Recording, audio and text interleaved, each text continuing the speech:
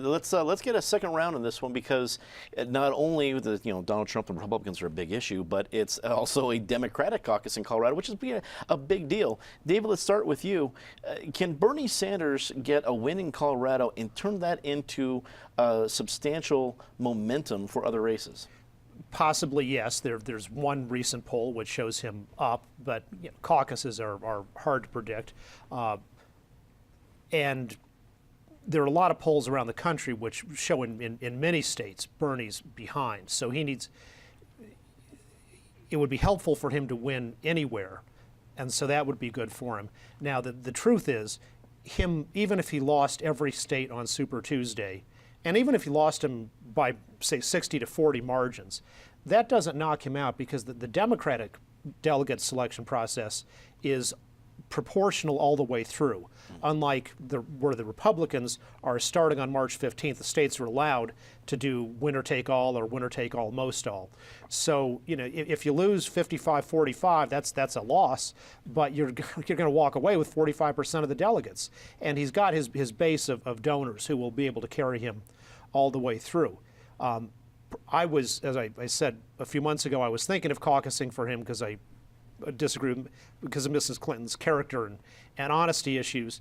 On further, as I've learned more, he's just too much an admirer throughout his whole career of the Union of Soviet Socialist Republics, and for me, that's a red line. It's one thing to say Denmark is swell. It's another thing to say the government under Leonid Brezhnev was swell. So I will be caucusing in favor of uncommitted, because I think the party can do better and has historically done much better for its nominees than either of the two current front runners. Eric, it seems like all the conversation on the Republican side has been about the anti-establishment. That's where Trump's getting a lot of his energy. In this one, we have a front runner in Hillary Clinton who firmly represents the establishment. In fact, the establishment getting to the point of you're anti-American if you're going to vote the other way. Do you think Super Tuesday is a defining moment for her, or does Sanders drag this thing out into the summer? It could be a defining moment for her. And with David's backing away from Bernie Sanders, that's a major blow to the Sanders campaign across this country, because he was part of that core base that Bernie Sanders is pitching his message to. I will disagree. If Hillary Clinton comes close to running the table on the 12 states on Tuesday, I think that nomination process, Bernie Sanders will fight on. He has the money to fight on. He has a passionate base of people that will fight on with him, but it will start to wind down. If he was going to emerge as a serious long-term threat to Hillary Clinton, he had to do that early. It's not going to happen in later states. He had to do that early. Colorado is a made for Bernie Sanders kind of state in terms of the composition of the Colorado Democratic Party. Sanders is going to need, out of 12 states on Tuesday, at least 3 or 4 wins to point to that he can put up on the board, on the big board of all the cable networks Tuesday night. It is hard to see how he gets those 3 or 4 wins if Colorado is not one of them.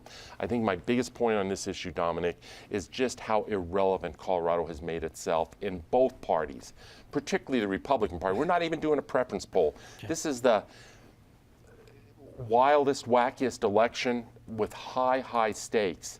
And yet, if you are a Colorado Republican, you have no way of registering in whether you're for Donald Trump or if you think Donald Trump is the worst thing in the world, whether you're for one of the 2 Cuban candidates or if you think Ben Carson is somehow the magic answer. You have been completely disenfranchised. On the Democratic side, yes, we have a preference poll, but I have to say, Colorado caucus system was antiquated and archaic 25 years ago, and it hadn't gotten any better in the intervening 25 years. For a state that is the ultimate purple state in November, we're the ultimate non-entity state in March, and that is a shame. Ben, let's get to where you think Colorado Democrats are going to go. At the end of the day, when that big board that Eric referenced, will Sanders be able to point to Colorado as a win on Tuesday?